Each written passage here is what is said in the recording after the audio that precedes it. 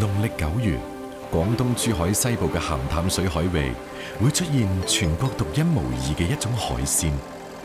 呢種海鮮就係擁有2層殼嘅松殼蟹，因為其鮮無比而且百裏挑一，所以備受當地人追捧。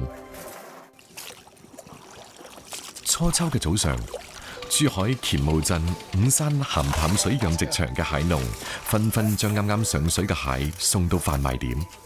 放老闆今日咩價錢啊？就蟹咧55、56度，水蟹呢？水蟹30蚊度。哦，啲同學蟹咩價錢啊？82蚊斤，有冇？有得少啦，依家壓住啦。整個地方都是這個地方的螃蟹最貴。117斤。這又好吃又甜又夠肉又香。松殼蟹，顧名思義有2層外衣，一軟一硬。物以稀為貴，每100斤青蟹中大約只有1斤松殼蟹，所以松殼蟹嘅價錢係其他蟹品嘅3-4倍，甚至更高。咁松殼究竟係點樣衍生嘅呢？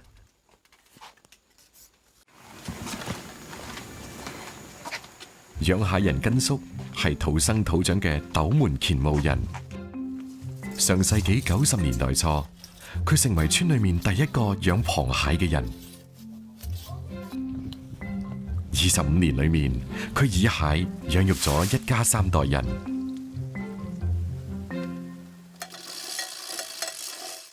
養蟹嘅本領當然唔係浪得虛名。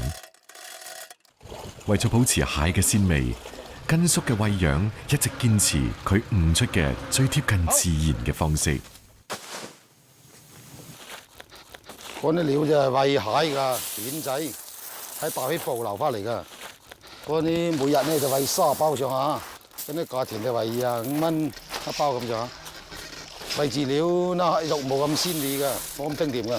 餵嗰啲自然就好啲嘅啲蜆啊。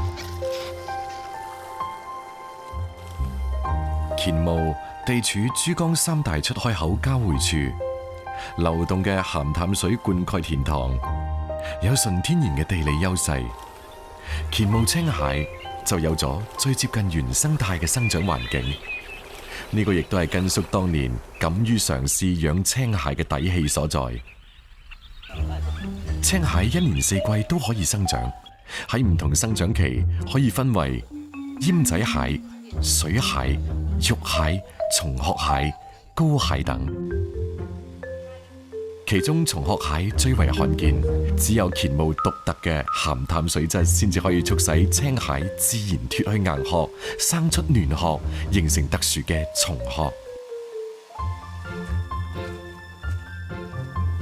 每日下晝3點係根叔自設嘅放籠時間。選擇呢一個點係因為青蟹呢個時候都停留喺灘塗水窪之處及泥縫裏面，等待夜間先至四處覓食。覓食過程中，邊個都走唔甩根叔設落嚟嘅籠網。放咗50米冇，因為冇料食啊，佢哋多啲入啊嘛，有啲少啲咁噶。一般同學蟹我哋好少攞上嚟噶，個珠比較細啊，係咪？等佢脆咗殼咧，變為蟹乸就大過啲膏蟹啊，咁就大過啲。因為松殼蟹喺褪去舊殼嘅18、9個鐘頭之後，新殼嘅體積顯著增大，體重增加70%，甚至更多。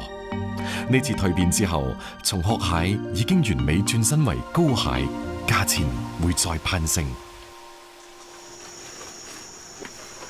深秋嘅早晨雖然清涼，根叔都會喺天光之前搭上自己屋企嘅小船，開始一日嘅勞作。今日佢要用一種秘密武器，防止青蟹間嘅鬥爭。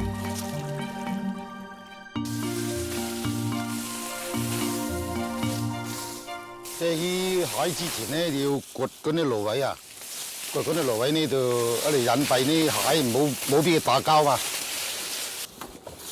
原來青蟹有同類互相殘殺嘅習性。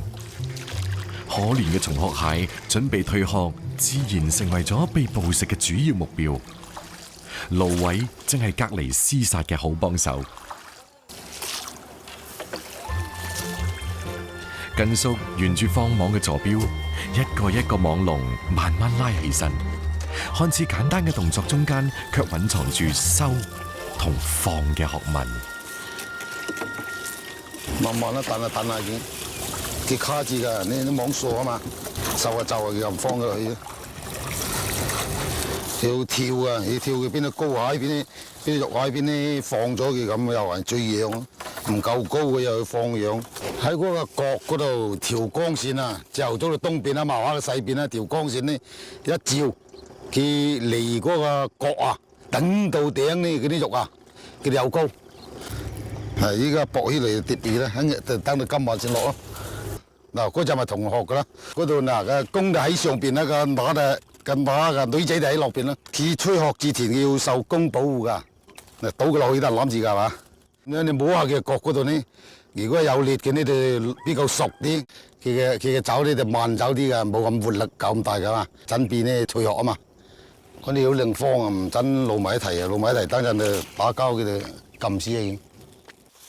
每一隻上水嘅蟹都走唔甩根叔嘅法眼，高蟹上框，水蟹放養，蟲殼蟹預留，每日2個鐘頭嘅重複動作，根叔持續咗整整25個年頭。依家習慣咁嘅生活，就每日都要咁早嘅。蟲殼蟹嘅上網量唔係根叔呢一個養蟹人可以講咗算嘅，更多嘅係睇氣候、生長期等因素。今日2個幾鐘頭嘅勞作換嚟嘅蟲殼蟹只有2隻，眼前嘅生猛撩起咗根叔品鮮嘅心情。佢咩都冇講就開起咗爐灶。講薑辟腥，得見到蟹嘅腥味，亦都有海鮮嘅腥味，一道清蒸，一道烚熟嘅咁咯，原汁原味嘅風味啊！最好就隔水浸就得，最快退係咁咯，直接性噶啦。活躍嘅蒸汽令海鮮鮮嘅原味最大限度咁被激發。從江海到灶頭，從最繁雜嘅養殖到最簡單嘅烹飪，無論係放養捕撈嘅加法，定係烹飪製作嘅減法，根叔都得心應手。見個蟹嘅鮮味啊，總之去邊度都係誘惑到你噶。蟲殼蟹之所以受當地人嘅追捧，除咗可遇不可求嘅產量之外，最為打動人嘅仲係佢獨特嘅鮮味同豐富嘅蛋白質。